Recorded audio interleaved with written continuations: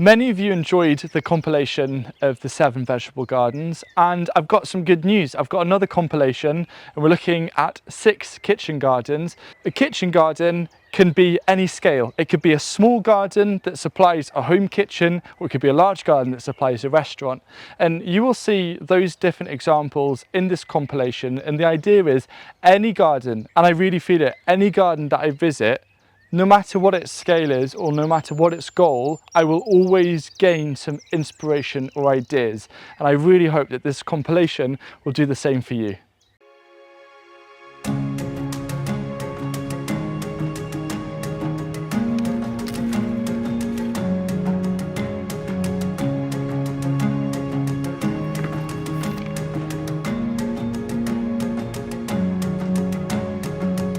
Hi, I'm Saron and I live on a small holding of 6 acres in West Wales with my husband Bob.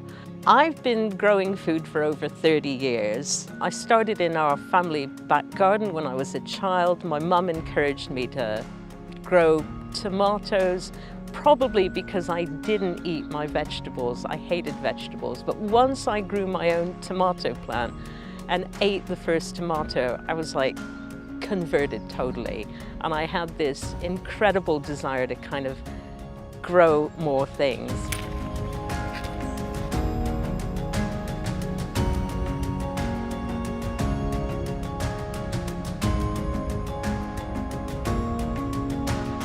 I think I like to be in control of what I eat in terms of the quality and what goes into it. And I just really love the creative process, and I feel really satisfied when I can grow something from seed, take it to the next step and the next step, and ultimately cook it and eat it. It's just, to me, the most satisfying feeling in the world. Self-sufficiency is about being empowered, really, and not having to look to others to feed you and to provide things that you need. It's that ability to just do things when you want to do it, have the resources to do it, and have the skills to be able to do it, and to get a really good product that you know the provenance of. It's just hugely important to me.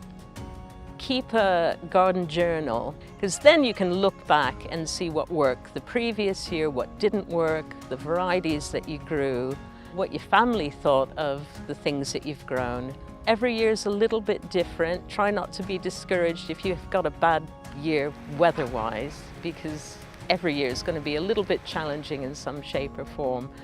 But start small to begin with, and keep your mind open, talk to people, write it down. My gardening style is fairly informal. It's a kind of a chaotic by engineering. I like to plant a variety of things, flowers now and vegetables and herbs all kind of together. There is a little bit of a purpose though. There are paths, there are things that kind of are encouraged to self-seed. So I let a few herbs go to seed and then drop their seeds, and if they come up again, great, that's one less thing I've got to plant. I try to encourage birds and nature into the garden because I think overall that's better for the health of the garden. This year I've grown a lot more flowers to encourage the pollinators, and it's attracted so many bees, bumblebees, honeybees. So we're into September now. Quite a lot of things are reaching their maturity now, and I'm going to be harvesting quite a lot of things. But there's also things growing that will be harvested later on in the season, like the leeks and some of the brassicas. Soil, that's the infrastructure of the garden. You've just got to feed it and make it rich and healthy, and I think everything follows on from there. The better you treat your soil, ultimately, the better your crops are going to be. The animals play a huge role in the garden. They eat quite a lot of the garden waste. So any cabbage leaves or rotten tomatoes go to the chickens. The goats will eat some of the Jerusalem artichoke stalks. Their manure is going into the compost pile and helping to enrich the soil. They play a huge part in the fertility and the success of the garden. Every year I play it a little bit by ear, depending on how the weather's going at the time. Like a lot of gardeners, I get really enthusiastic about January and I start planning things and ordering seeds that I don't have. But I've learned to become a little bit more patient. In the past, I've planted things super early and thought, I'll get a head start, and then planted them out and they've not grown well because the ground is too cold or you get a late frost. So now I'm kind of learning to just be that little bit more patient, because plants always catch up, even if you plant them a few weeks later than everybody else. Every year I try to plant something new. I like trying things that I haven't grown before, new varieties, sometimes new techniques, letting things reseed amongst the established vegetable plants is kind of an experiment. Oh yeah, not putting netting over some of the brassicas and putting it on other brassicas just to compare the difference. Well, you know how that's going to turn out. Having said that, because there's so much stuff growing in here, the damage done to the uncovered brassicas I think was minimal, because there was a little bit more of a balance and things are beginning to grow through now. So you've got to be prepared to take a little bit of a risk and a little bit of a chance. I also grow seeds from the Lampicture Seed Library, which I help to run, because I think saving locally adapted seeds is hugely important, really good. I've got stuff growing here that I've saved seeds from for, 8, 9 years, and they're really happy, and you know that they're just growing because they've adapted to the sort of conditions that I like to garden with. My YouTube channel is just a way of documenting what I'm doing on our small holding. So gardening, cooking tips, very simple cooking tutorials, preserving your food, just giving a little flavour of what it's like to live in West Wales on a small holding, and that anybody can do it regardless of your age. Next year, I think I'll continue to plant more flowers. In fact, I think I'm going to plant more flowers amongst the vegetables. It looks nice, it attracts wildlife. I have cut flowers. It's a win-win situation. I'll try different varieties of vegetables. I'm building a hedge of kind of native trees and things to help make it more of a microclimate and to produce fodder for the goats that we keep as well. Having polytunnels is an absolute bonus. I think because of the cooler, wetter temperatures out here in West Wales, having these polytunnels just means you've got shelter and warmth at the time that you need it, and you gain an extra couple of weeks either end of the season. So you can start a little bit earlier and you can end a little bit later. In fact, I have things going and growing in there pretty much all year round. Brassicas, they grow better. I grow things obviously outdoors, but the stuff under cover grows especially well. It never gets boring, picking that first ripe tomato, digging up those first potatoes, harvesting those leeks. It's just, I'm always amazed that it happens, and I'm always grateful that it happens. And I'm always kind of astounded that it happens from that tiny seed. So much potential. Given the right conditions, everything wants to grow and produce, and I'm just really thankful.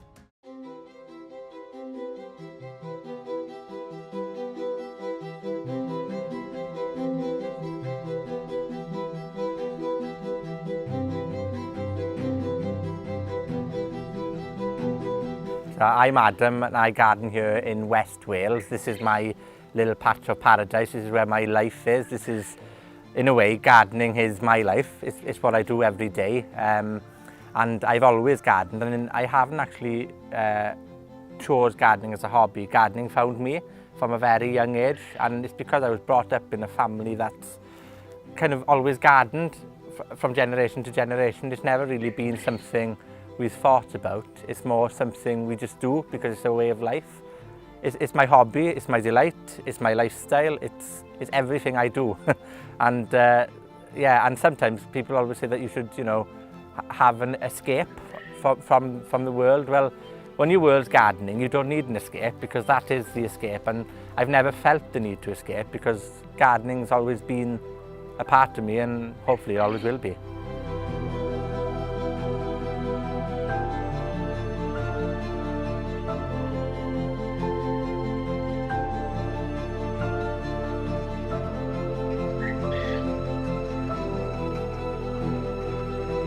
Well, when I moved to this property about 5 years ago now, I think, this garden was completely unusable, wild. We had every invasive weed species you could think of. And it would, you know, for me, it was a big space. It's about just over a third of an acre to half an acre.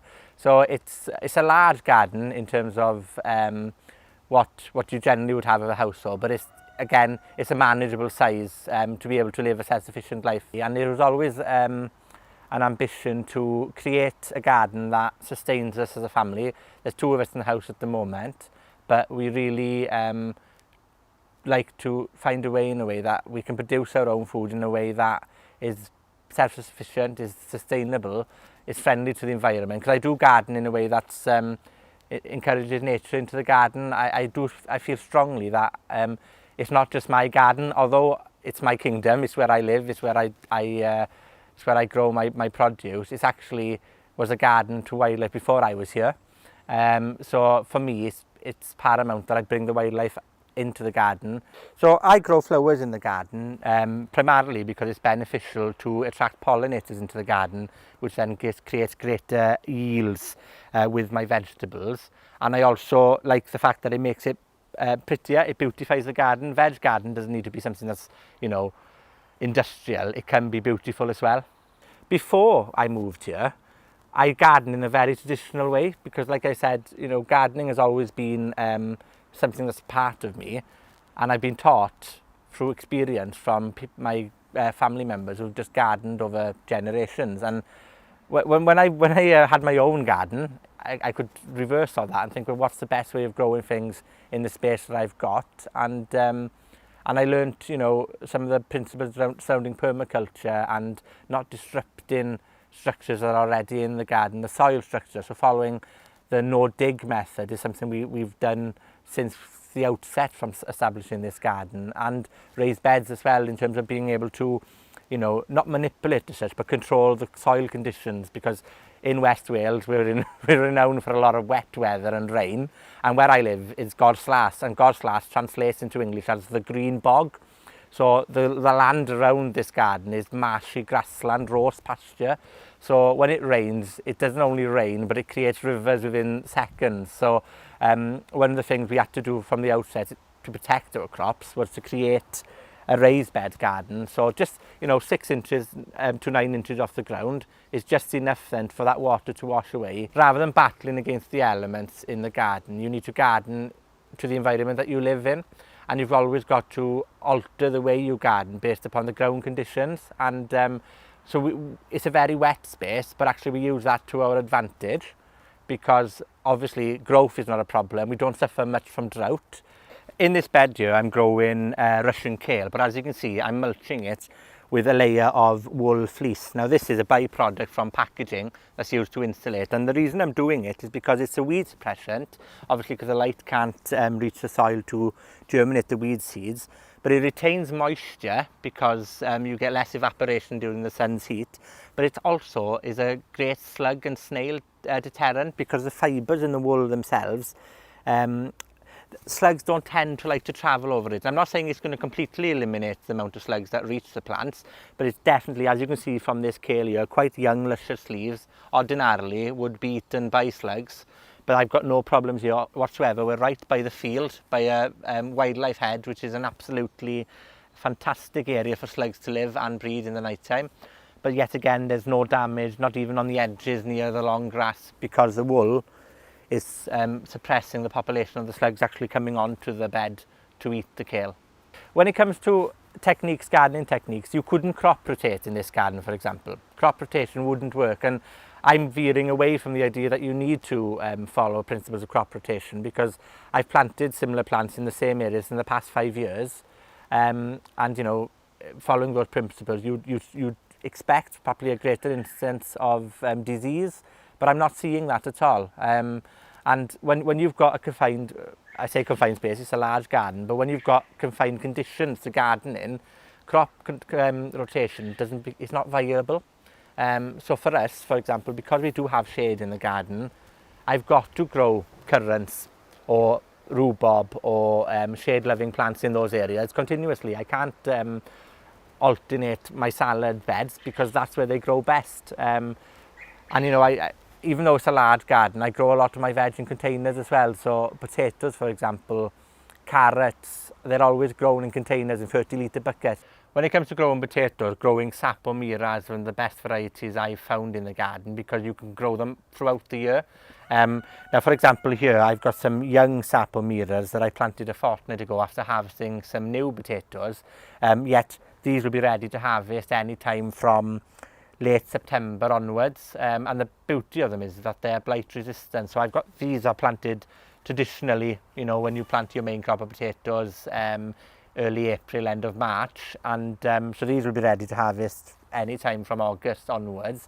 But the beauty of them is, because they're blight resistant, you don't have to worry about rushing to get them out of the soil. You can leave these in these buckets or in the soil if you're growing them in the ground throughout the winter, and they don't damage at all from blight. Obviously, if it's a wetter than average winter, you may suffer a bit of rot or slug damage in the soil, but essentially they're a crop of potatoes that store so well in the ground. And with the buckets, what I will do, I'll cut away the foliage here, and I'll just pop it in the corner of the shed then in a dry space, and I leave it, and then when I want my potatoes, I'll just go in and harvest them.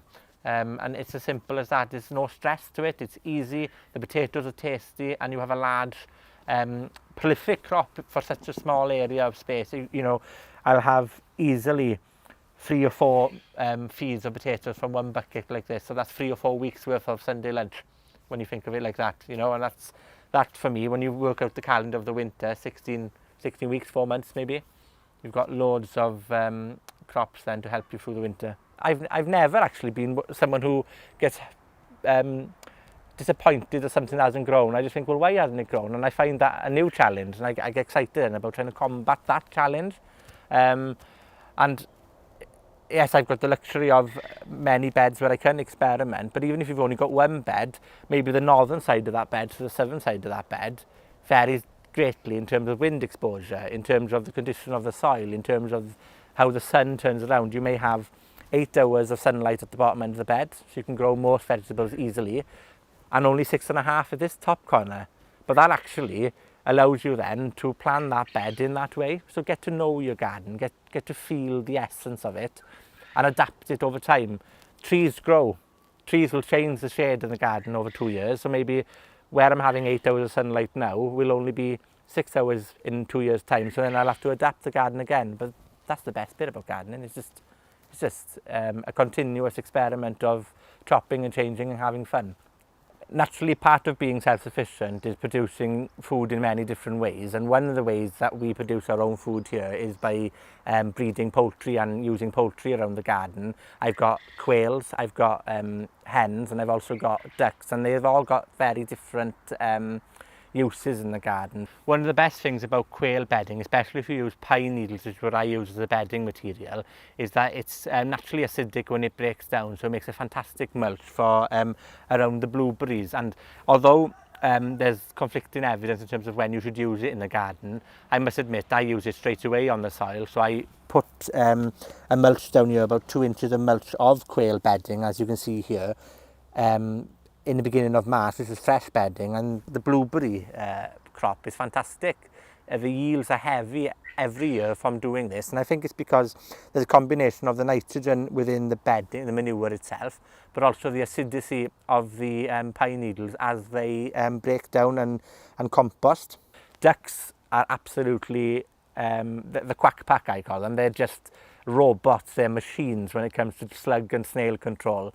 They seem to find a way to meander around the beds in this garden without harming the lettuce, without eating the brassicas. Although they love brassica leaves, their ultimate goal is to hunt out the slugs, to forage for those little creatures that can sometimes create problems in the garden. But slug control here, we're completely organic. We don't use any kinds of chemicals to prevent slugs. My ducks, they're Welsh Harlequin breed. They're a native Welsh breed, the only Welsh breed of ducks there is, originating from khaki Campbells. They're very docile, they're very tame, they're not flighty. You can, they're manageable. You don't necessarily have to have a large space to have 3 or 4 ducks. And 3 or 4 ducks in a garden of this size is absolutely fantastic to help you control slugs. They're my gardeners. I'm not the only gardener in this garden. The quack pack are my gardeners as well. Poultry to me is a key element in vegetable gardening especially, and no-dig gardening, because if you want to mulch the soil every year, they're the biggest producers of compost I know. You put weeds, the weeds never make the compost heap in our garden. They make the chicken pen, because the chickens will eat that, they'll compost it, they'll trod it into the ground, and then annually I'll go into the chicken pen with a few wheelbarrows and I'll have tons of well-rotted manure and soil. That's a great soil conditioner, and a mulch to chuck straight onto the garden. So why waste time turning compost heaps when you can have the chickens do that for you and have fresh eggs for it at the same time? So if you've got the space, I definitely encourage anyone not to be afraid to take that leap and to house some poultry in the garden. Small spaces, quails; larger spaces, hens and ducks. The biggest influence in my life when it comes to gardening was my grandfather. I was brought up in a council house in a small village in West Wales, where we didn't have much space. We had maybe 7 metres by 10 metre courtyard type garden, but we produced a ton of veg in that small space. And my grandfather has been a massive influence on my life, especially when it comes to gardening. I lived with my grandfather after my grandmother passed away, and I think during that time my gardening delight really intensified. Gardening for me is an international language. Now, my first language is Welsh. I use Welsh in my day-to-day life, and I've always known gardening through the medium of Welsh. However, I have a keen interest in languages and learning languages. So one of the things that I do is I use social media to promote Welsh, but through the medium of gardening. For example, at the moment I have 7,000 followers on Instagram, but I only use Welsh as the language of the post on Instagram. Now I use hashtags in many languages as a medium of pulling traffic to the posts. The beauty of Instagram is that it's got a translation facility, so it doesn't matter where you are in the world, you can link into that message, and sometimes the translation can be questionable, but you can, like for example, I follow a lot of Spanish, French, Italian accounts. I speak German and Dutch, so I can link into those accounts, and I'd love it if you could find an opportunity just to pop over and say hello.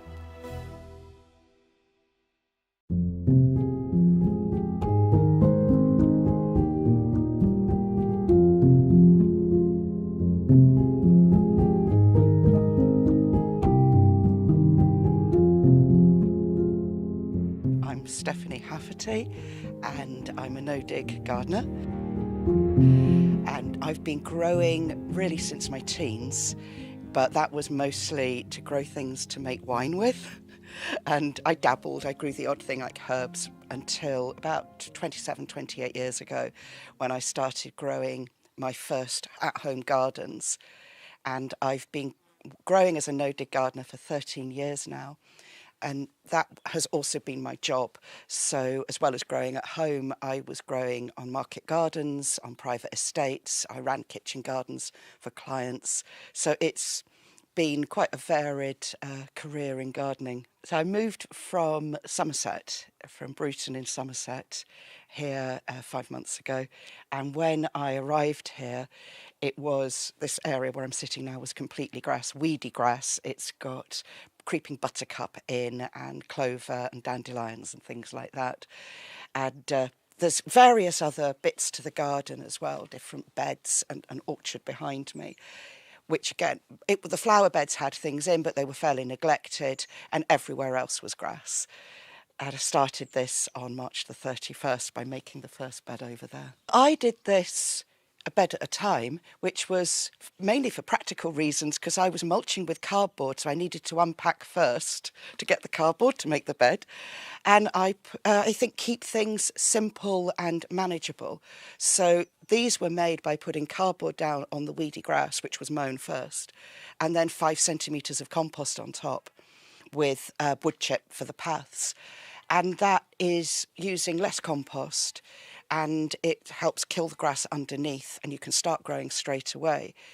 But you just do an area that you can manage and then do the next bit. You don't have to feel that you need to set up the whole garden immediately, because I think that way it would just get too stressful. In my previous garden, I would put 1 to 2 centimetres of compost a year on top of the beds. This was all bought in, because obviously I moved such a long distance.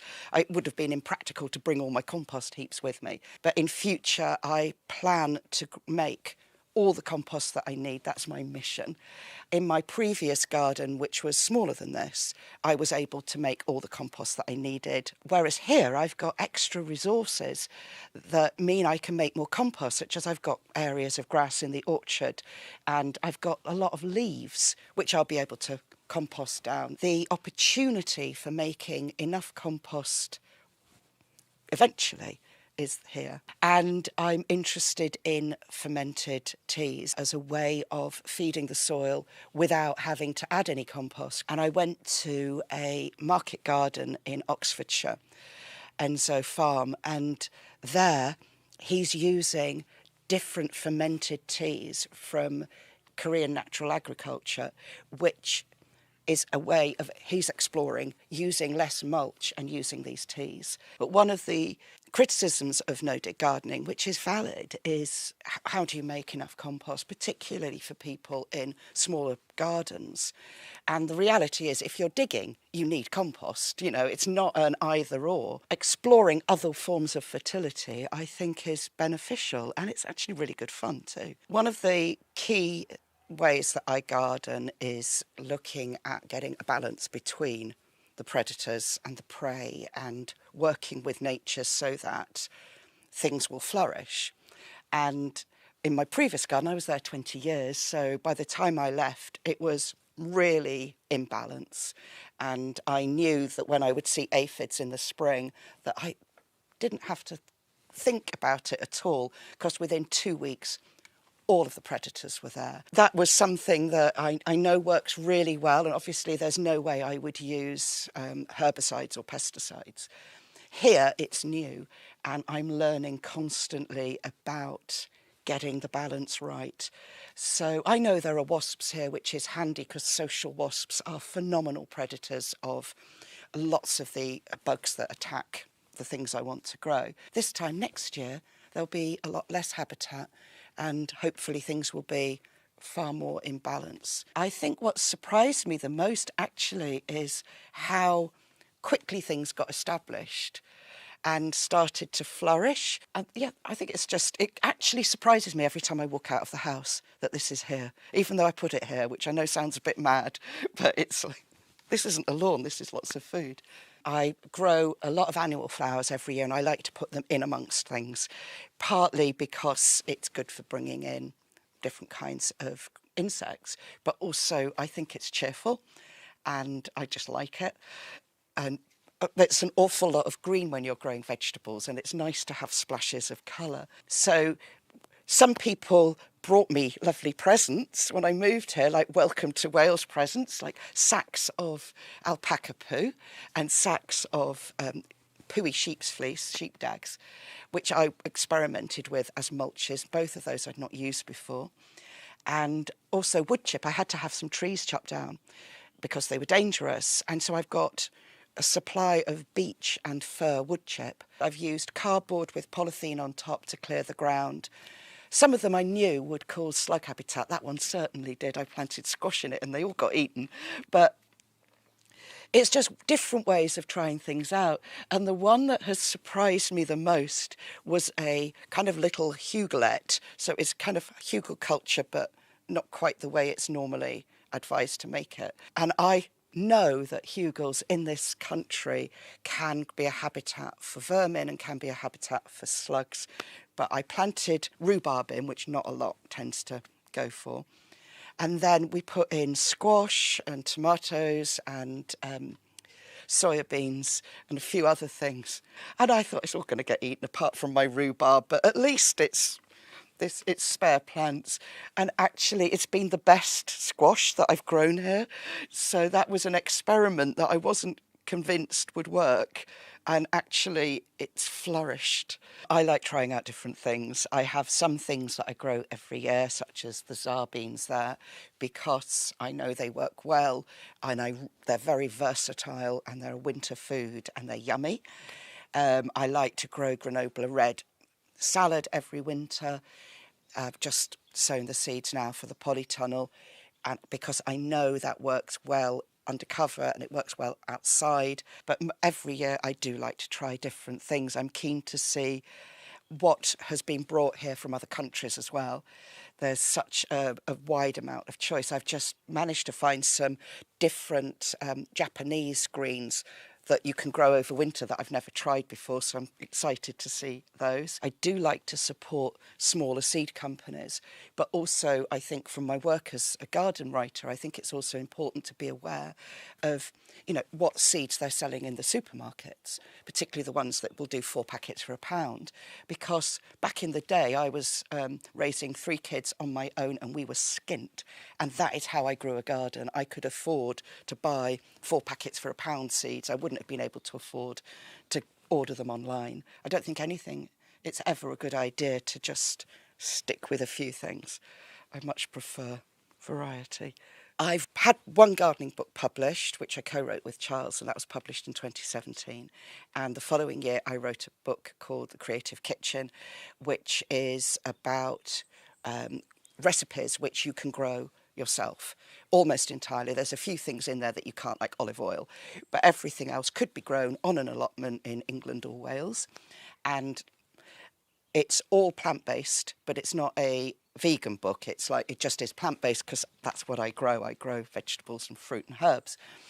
I'm currently writing a book about growing year-round in smaller spaces based on my experience of growing at home, at allotments, and it's a very practical book for people, whatever size situation they've got. Social media-wise, I've recently started a YouTube channel, which is my name, and I publish on Instagram updates about the garden pretty much every day, really, and I do very short videos on there too. And that's also my name, Stephanie Hafferty. So all of my social media is my name, which is quite handy, really, because I don't have to remember anything else. I have a website as well and a blog where I update, fairly regularly, and that has lots of information on about what I do. I think one thing that is important is I work from home. Unfortunately, a lot of the work I did when I was travelling around giving talks has been cancelled because of the pandemic, and that isn't unlikely to start properly till next year. So much of what I'm doing is from here, which gives me the flexibility to look at the weather forecast and think, okay, I've got to spend this amount of time writing, and this is when it's going to be nice weather, so that's when I'm going to go and make a new bed or side shoot the tomatoes or whatever the job is. It is beneficial because I'm not having to be somewhere else when the weather's great. I have that flexibility, and for a lot of people they wouldn't have that. If you've got to be working in an office or in a supermarket or in a different location, that is the reality for most people. Even the people working from home, they've got to be there at certain times. They don't have that flexibility. So I think it's important to note that I do have that, and that is a great advantage. And I don't want it to look like, hey, look, I've done all this, aren't I marvellous? It is also because I can adjust my day. I do work very long days, but I can adjust what I'm doing to fit around what I'm wanting to make, and that isn't something that is available for everybody. In a couple of years' time, I will have more of the orchard mulched and a productive area there. and a fruit cage over my soft fruit, which is hopefully happening this winter. I'm going to make it, so I'm hoping it doesn't all fall down. I will have more soft fruit. I will have more fruit trees and fruit bushes. I will have finally unpacked in a couple of years as well, I'm hoping. I would be hoping that there will be the balance that one can create between the predators and the pests and everything that I'm growing. I'll certainly know a lot more about growing in this location, because at the moment I don't know what the winters are like here. I keep hearing about them, but I will have more plants growing for other projects that I like, such as dyeing, and as in dyeing clothes. I'm really interested in getting more, exploring other ways of gathering water, and I will have more of my potions going for the different ferments that I'm wanting to experiment with. I try to be as self-sufficient as possible. That was my goal where I lived before, and it's certainly one of the things I'm looking at doing here. I do a lot of preserving in a normal year. This year I won't, because I've not produced the stuff. Next year I have, dehydrators, I have a water bath canner, that kind of thing. I make a lot of wine. So I do like that, but I don't want to be self-sufficient, kind of closed loop, because part of what I want to do is, I like seeing people, and I think you could end up, there's a bit of a pressure sometimes, I think, that you just keep everything yourself and in your little loop. But I want to be able to go into Lampeter and buy things from small shops. If I don't do that, there won't be small shops. They'll just be supermarkets. And I like the interaction and the chatting. I was joking with a friend the other day that the advantage of me having lost almost all of my squash to slugs is I'm going to have to go and buy squash this winter. And, when you work from home, you can just be happy in your own little bubble. It will make me go out and chat with other people. And that's important. It's important to interact. I think one of the things we've learned as well in the pandemic with a lot of isolation is how important human interaction is. And I don't think there should be a pressure. Sometimes it's people, I've been criticised for buying in compost because I didn't make it, even though it wouldn't have been humanly possible. Nothing in life is perfect. And I don't think being closed loop, entirely self-sufficient is possible for most people. I need to run a car, can't make my own petrol. Or is it necessarily a healthy thing socially? Maybe that's just me because I like talking, I don't know.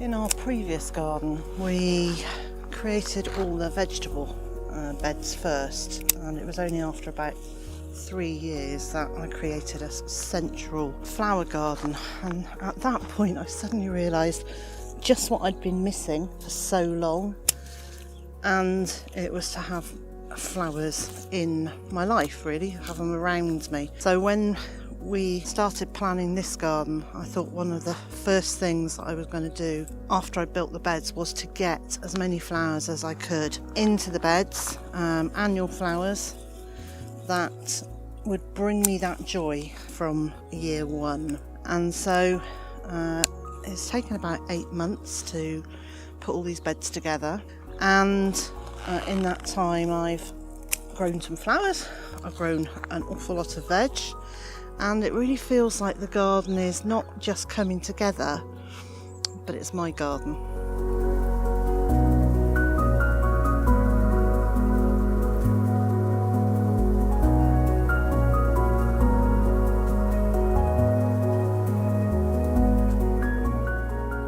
But growing flowers in the vegetable garden isn't just about it being pretty. There are some really good reasons for having a lot of blossoms in the garden. And it's also not just about cutting them to take them in the house, but the more flowers you've got and the more diversity of types of flowers and things that are in bloom at different times of the year, the more you're going to attract pollinators and predators of pests into your garden, and you're going to increase biodiversity, bees like the ones on these lupins, ladybirds, and almost every other insect in between are going to be invited in and encouraged into your garden.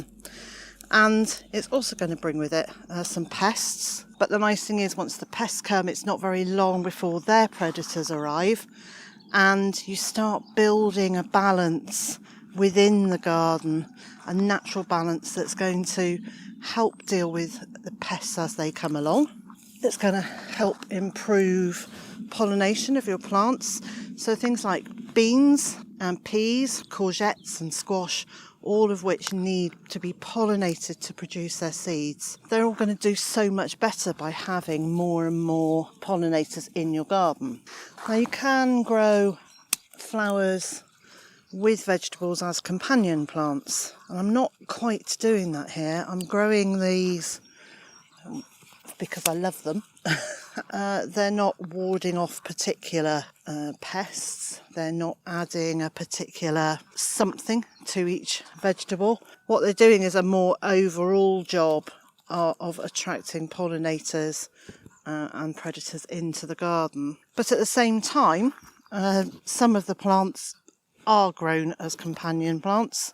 And in this bed I've got masses of cosmos and eryngiums and various other flowers, and in amongst them I've then got vegetables growing almost as a companion to the flowers. So things like the curly kale, well, to be honest, we don't eat kale. The ducks do, so I'm very happy to grow for them.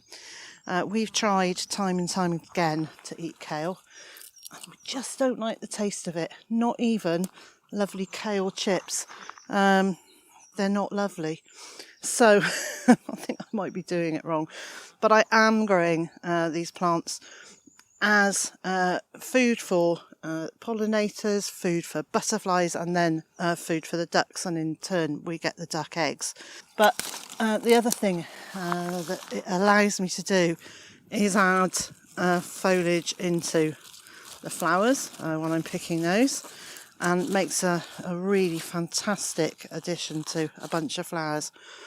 And the thing that I've aimed for this year is to produce a bunch of flowers for the house every week, so that we've always got fresh flowers from the garden to go with the fresh vegetables.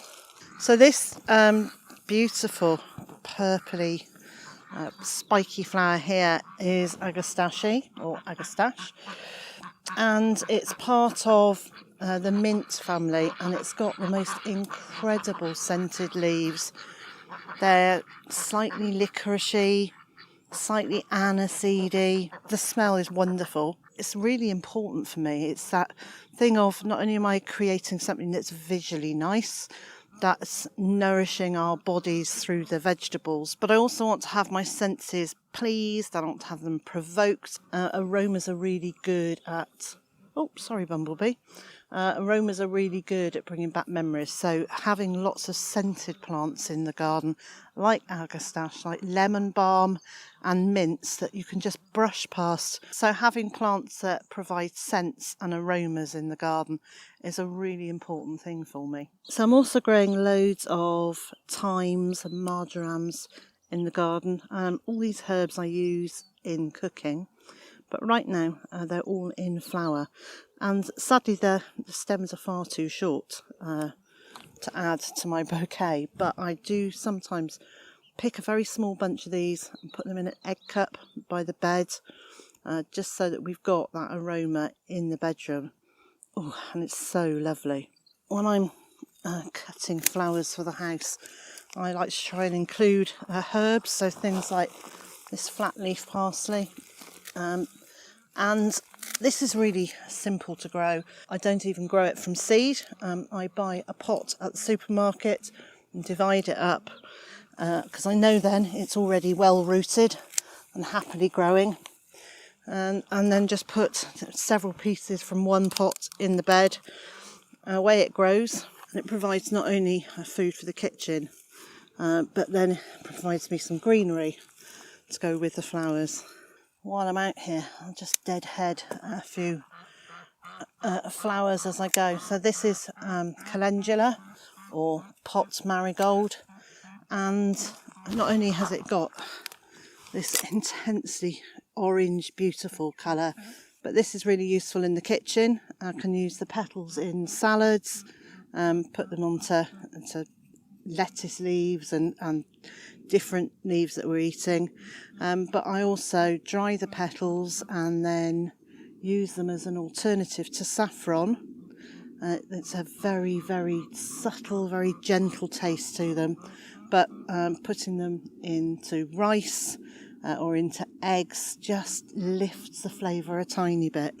And this plant, which we've got in several colours in the garden, is bergamot or monarda, and it's also known as bee balm because it attracts bees to it.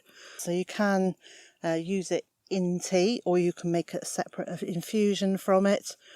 And it's herbaceous perennial, so it does this and then it dies down over winter and comes back up. It's clump forming, it spreads quite a lot, so it can be a bit of a bully in the garden, but I have no problem with it being here. It's absolutely doing its job. It's attracting insects in and it's providing food for our bees. This is fennel, bronze fennel, and although we use the leaves quite a lot in cooking, one of the things I really like are the really attractive flower heads. And then I leave it to flower and I leave it to go to seed, and then I harvest the seeds for use in the kitchen. Pretty much every plant in the garden I will say, oh, this is my favourite. But this Nicotiana is an annual. I buy them as small plug plants because I've just not been very good at growing them from seed. But they are amazing. They go from nothing to these tall, stately, incredibly beautifully scented flowers. So I don't use the leaves in cooking. I don't use the flowers in cooking. These are purely ornamental, but these are here because I just love them so much. And then another favourite is a good old-fashioned dahlia. They go in and out of fashion, so they were very popular when I first started gardening many decades ago, and then they went out of fashion, but I'm pleased to say they're absolutely back in fashion again now, and growing dahlias is such a joyful thing. The range of colours, the range of flower shapes, they flower their little socks off for weeks and weeks on end, and as long as you keep deadheading them, they just produce more and more flowers. Why wouldn't you want this in the garden? And then we've also got lots of nasturtiums. I grow huge numbers of nasturtiums every year. Pretty much every part of this plant is edible, so you can use the leaves in a salad or stir fry. They've got a sort of slightly peppery, in fact a very peppery taste to them. The flowers are edible. You can use them to decorate salads, desserts, cakes. You can even lay them out on a tray and then roll butter across them so they stick to the butter for if you're having a special tea party or something. Here comes the cat. And on the end of very curly flower stems, they produce seeds, and the seeds can be pickled and used as an alternative to capers. So in just a few minutes of wandering around the garden, I've been able to produce another nice bunch of flowers to take into the house this week. And it's a reminder while I'm in the kitchen of all the scents and the flowers, all the vegetables that are growing in the garden.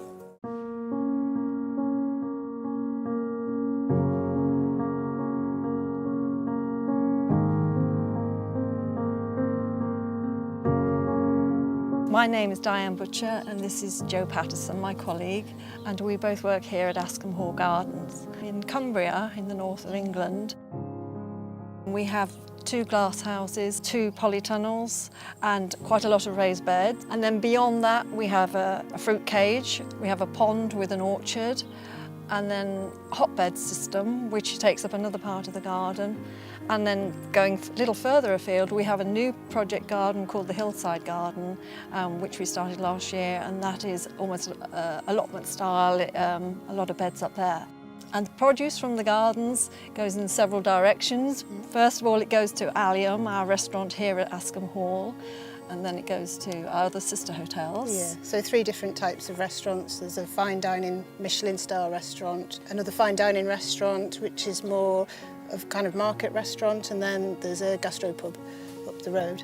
Diane leads the kitchen garden. I work here 4 days a week, and then we have Sally as well, who works part-time. So we work together as a team. A lot of harvesting involved for the restaurants and continuously sowing and growing produce for the restaurants. So when I first came here 6 years ago, I decided straight away this would be a no-dig garden, and it's really worked, and we're really happy with that. And it means that we have the raised beds in the kitchen garden here, which we mulch every year with our material that we produce from our hotbeds. We also have in the fields, we use mulching up in the Hillside Garden. Everything we grow from seed. We sometimes pot that on so that the plants are slightly bigger and the root systems have got more accomplished, so that they stand a better chance of fighting the Cumbrian weather, which we haven't really talked about, but the Cumbrian weather is certainly a challenge to us in location, yeah. Also, the garden sits under the shadow of the hall, and for much of the winter, this kitchen garden here is actually in shade and can be frosty, where everyone else may have thawed out. The kitchen garden remains a very cold area. So our growing season up here is really short. This year even more so with the late frosts we had in May.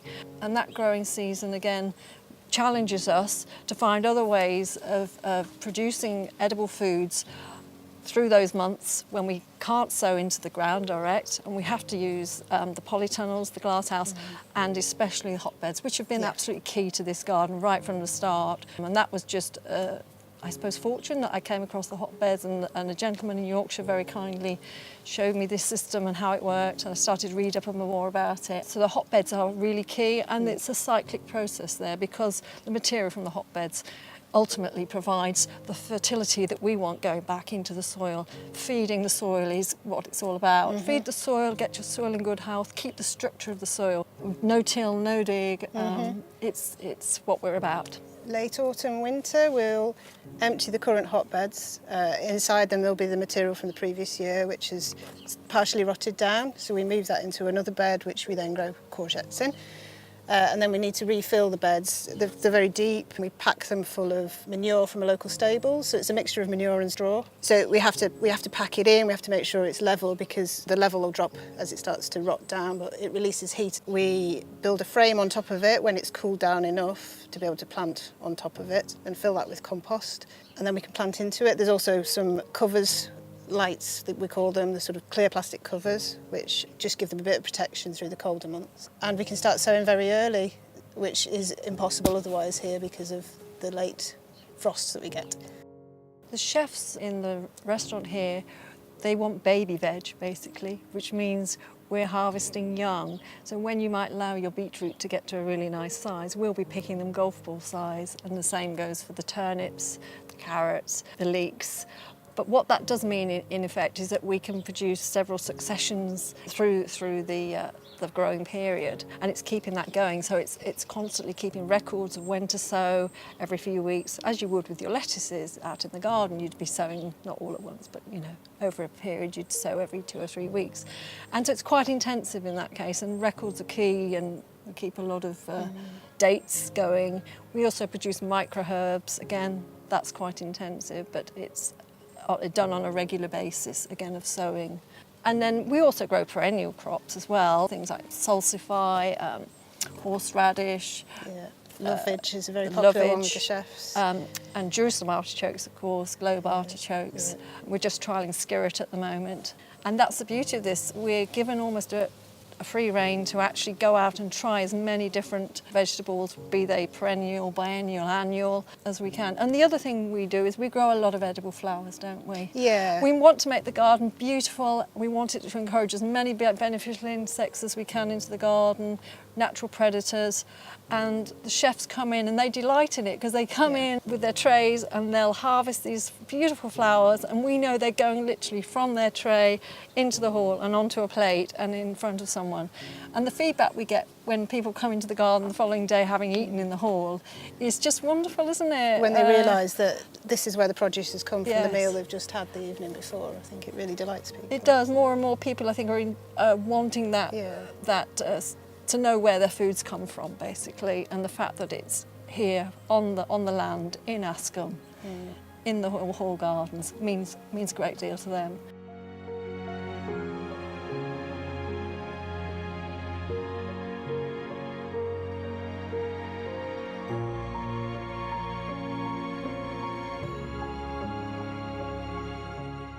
I would say the harvesting is one of the favourite parts, because all that hard work is suddenly paying off. And we take a lot of care with the harvesting, don't we? We bring it to the sink. We've got some lovely sinks out here. We've got a wash station, as it were, and everything is lovely washed. And we take it in, and we're very happy to put it down in front of the chefs and hope that we can make them smile, because it makes us smile, doesn't it? To be honest, it's a joyful place to work. Very rewarding knowing that the food that you're growing is getting used and enjoyed by a lot of people, and the chefs appreciate it. And we also go further than the garden. We go to the woods in winter to pick the wild garlic. We go to get the sloes. Anything we can forage, we'll go out and get for them. And that, again, it's a joy. It's good to be able to provide for them things that'd be very hard for them to get hold of, so they can use it in the cooking and be creative with it. So the garden has definitely grown quite a bit since I came. Initially, we realised that the one polytunnel wasn't going to be enough, just because we needed to produce more as we were building up clientele in the hall and at our sister hotel. We bought a second polytunnel just over a year ago. We got our second greenhouse, which you definitely needed, because propagation, so much propagation. And then the field was actually a lockdown project, because come March everything had shut, but we were still gardening, and we knew we had this opportunity, and so we grasped it. We walk miles every day, basically. And we even have walkie-talkies now, because if we're in the field, and one of us is down here and somebody needs something, you can end up walking a long way just to find people. And we haven't really talked about the wider garden here as well. The ornamental garden has a lot of edible plants down there. It isn't just confined to the kitchen garden. We're looking wherever we can to find more and more edible flowers and herbs. Reflect the garden in the house, in the meals and in the stay for the people. If you've only got a small plot, don't be afraid to try and put in different plants. Mixed planting in a small plot, I think, is ideal. And just also bearing in mind, if one's got a deep root and one's got a shallow root, that's better than having them all fight for the same bit of moisture and rain and food that's within the soil. So, I would trial mixed planting, and always put some flowers in there if you can as well, bring in the insects. For me, hotbeds were quite a revelation, really, because you're getting so much for a relatively small amount of work. You just need an area about 4 foot by 4 foot and a supply of horse muck. So ideally if you've got stables or someone with a horse nearby, because you're making use of everything, you're making use of the heat that it generates, and it also produces beautiful material you can then put back into your garden afterwards, and you can extend your season and grow a lot more.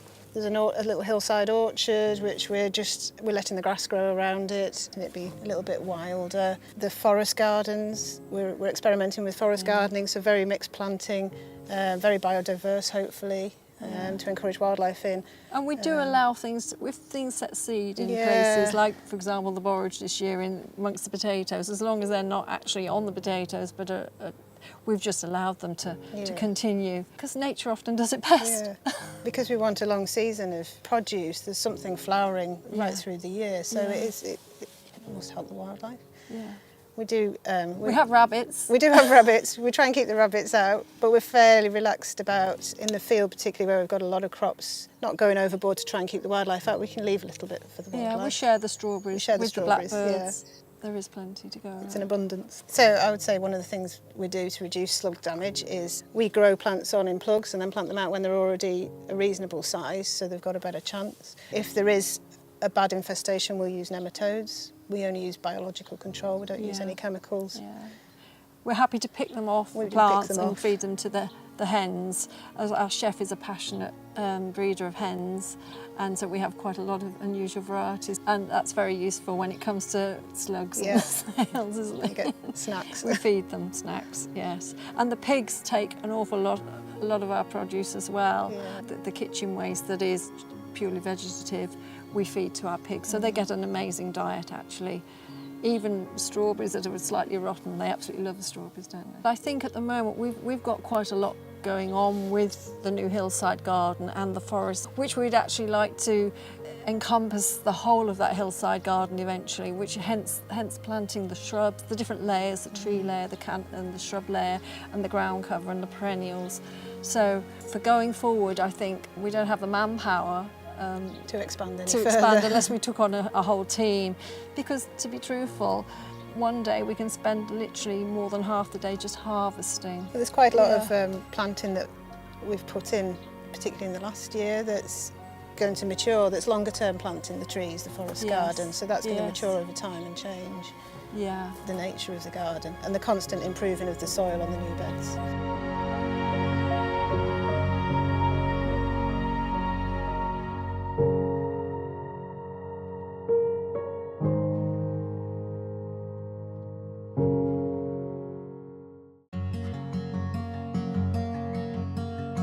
I'm Tom, and I'm the head gardener here at Gravetye Manor, and this is our wall garden, which we manage to produce fruit and vegetables, cut flowers and edible flowers for Gravetye Manor Hotel.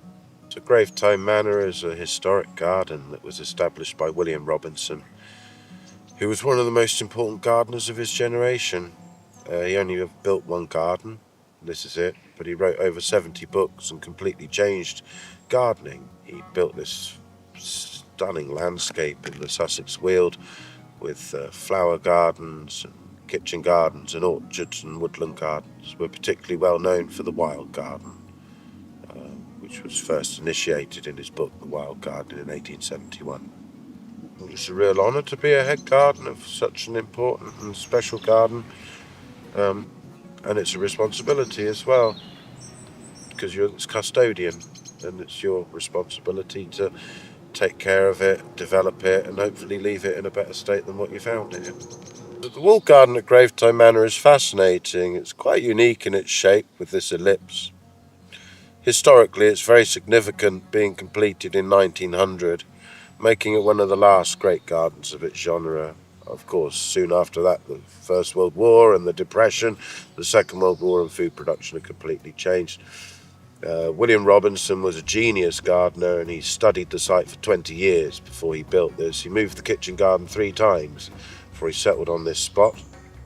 We're halfway up the valley, so it works well with air drainage. The cold air falls down the valley, leaving the warm air trapped inside these elliptic walls. And then the air drainage works within this. Cold air falling down the south-facing slope, and the ellipse funnels the cold air into a tighter spot where we've got a small hole at the bottom that lets water out as well as cold air. It works like a frost gate. Yeah, the guests are particularly fascinated to see a wall garden running with integrity, that everything we grow is used in the manor, and everything they eat they can see grown here, whether it's the flowers used in the manor as cut flowers in floristry, or all of the ingredients that chef uses. And I think they're fascinated by our crop selection. We're really trying to find key ingredients, that flavours that you can only get from a garden. There's so much work in growing these crops that we don't really want to grow things that taste the same if you buy them. So we're just looking for exceptional flavours unique to a garden for chef to showcase. Communication with the chef is really important to make this work, and we try our best to get the chef to lead, because we need to know exactly what he wants, so that we're very precise in growing the right volume and the right crop for the right time. And that's tricky, because if we produce too much we create a glut, and that takes up a lot of chef's work. And if we don't produce enough, it won't fit on the menu. I'm fascinated by plants. I've spent my life working with plants. I wouldn't even see it work because it's a lifestyle, and there's always a group of plants that you're particularly excited about. At the moment, I love growing hepaticas. I'm fascinated by magnolias. One of my big regrets is not planting more magnolias 10 years ago. I've just recently started collecting Dutch historic tulips, which we'll be using as cut flowers in here.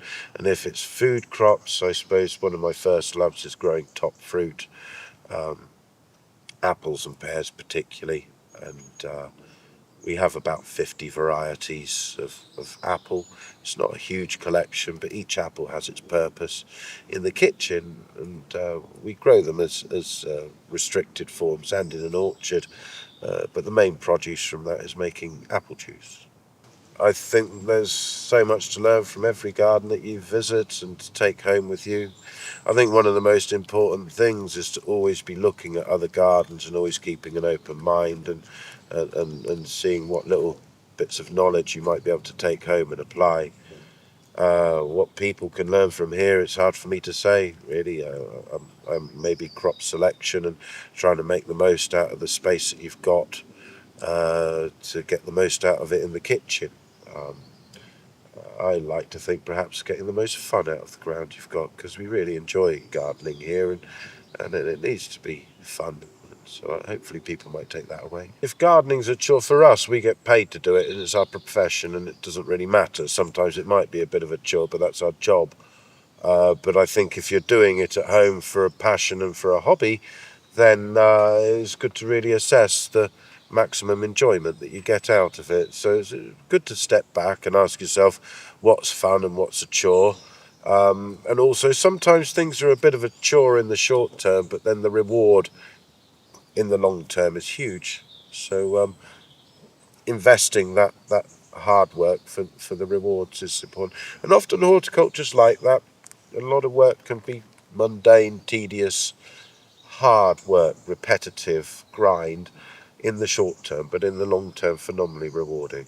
And that sums up horticulture really.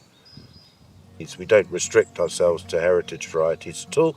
We want to grow what performs best and what tastes best.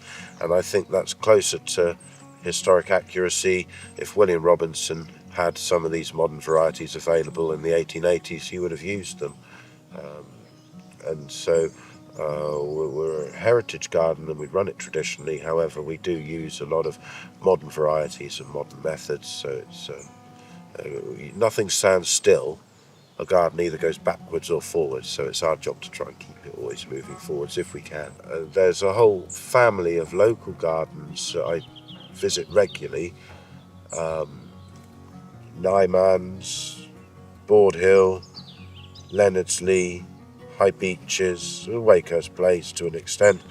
They're all very local and they were deeply influenced by William Robinson, and every garden has its fascination, and I think it's important to always be looking, always talking to gardeners and always keeping an open mind.